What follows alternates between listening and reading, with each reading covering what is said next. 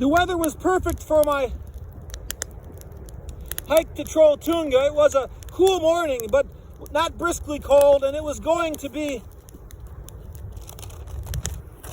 a sunny day. At 8 a.m., it was in the low 20s, -6 Celsius. I do not remember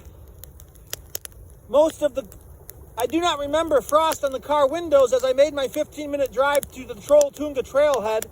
My anxiety that followed my thoughts about Jeanett was a mystery to me because I didn't know what my status was with her. Only 3 days earlier, everything was great after we met. The thoughts followed me to Trolltunga, too. The day before we actually met, I didn't even know if we were going to meet because I was a single man, 39 years old, never married with no children. And if she had bailed on me, which is what a 39-year-old man who is unmarried and who has no children is accustomed to, I would have hiked to Trolltunga anyways, because I told everyone that I would have stayed if Jeanett never showed up.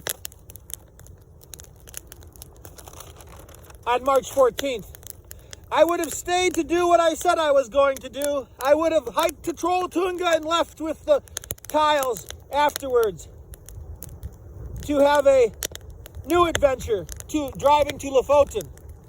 Because I looked at life the way that I do, I know that by doing nothing, nothing will result. I also think it is important to have fun and not live in fear, because that will form the foundations of the relationship. I was throwing everything I had into this friendship because I knew that I wanted a lasting friendship with Jeanett. I had learned that I would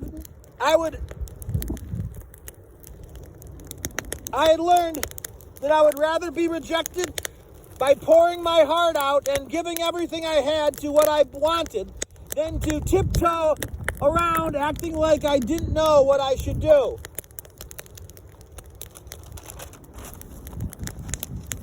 And only make half-hearted, semi-passionate attempts.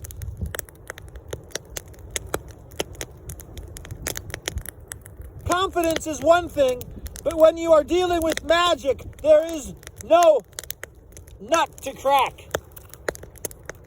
How can you let go of a dream and stop pursuing that dream when your life and that dream are inseparable? As an artist, what do I need to tell myself to control my creativity when I turn a woman into my creative goddess, not a muse, because she says, yes, you can make art of me?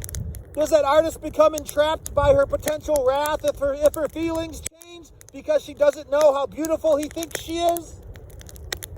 Because she can't share the story about a man who finds her beautiful for fear of what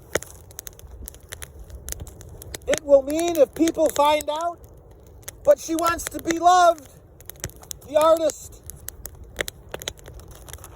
in waiting, the artist in disguise, the artist waiting for that once-in-a-lifetime moment to fire all of his guns at once. Doesn't the goddess want the artist to be entrapped in her beauty? Like, does the goddess want the artist to be entrapped in her beauty? Like a true nature's child? Does the goddess want the artist to come whimpering back, begging for more? Or does the goddess trust that the artist knows what he is doing? Does God stop me from making art, or is God jealous that I can create beauty in a reflection of his own creation? I was not going to try nothing and expect Jeanett to come to me. That's not magic. People tell me that I will find love when I do not expect it. Oh, is that how it works? Didn't you just ruin it for me by telling me the secrets of life?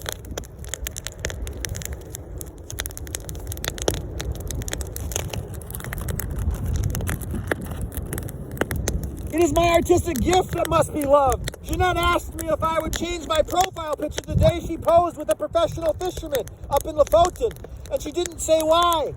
And I didn't ask why, because she would have told me why if she wanted me to know. She was still planning on getting my tiles upon her return, was all I believed, and at that point, was all that I believed at that point. Am I surprised to think about what she is really telling me? Am I supposed to think about what she is really telling me when she asks me to change my profile picture? Shall we place bets on the different scenarios? What happens when you try to stop God from creating? Because I felt like Jeanett was flirting with me as we said goodbye, which was the result of a great walk together. I decided to flirt with her by posting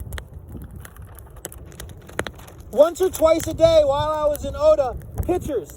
Some of it was creative artwork that I felt was a positive way to show my excitement and positivity. Isn't it like a good Viking to reciprocate the kind gesture? She flirts with me, I flirt with her. Give and take, right? This flirtation with Jeanett would ebb and flow once I recognized that perhaps I was going to need to be a secret, which I was still learning about at the infancy of this friendship. But we mustn't forget this was also my once-in-a-lifetime exciting trip to Norway. The tiles I carved of two people holding hands next to Norway's largest stone the night after we met, was something that Jeanett and I never did, but I wanted to convey positivity and love.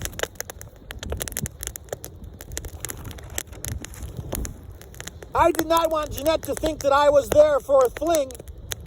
If our fling was started by holding hands, it would have been a romance out of the 40s.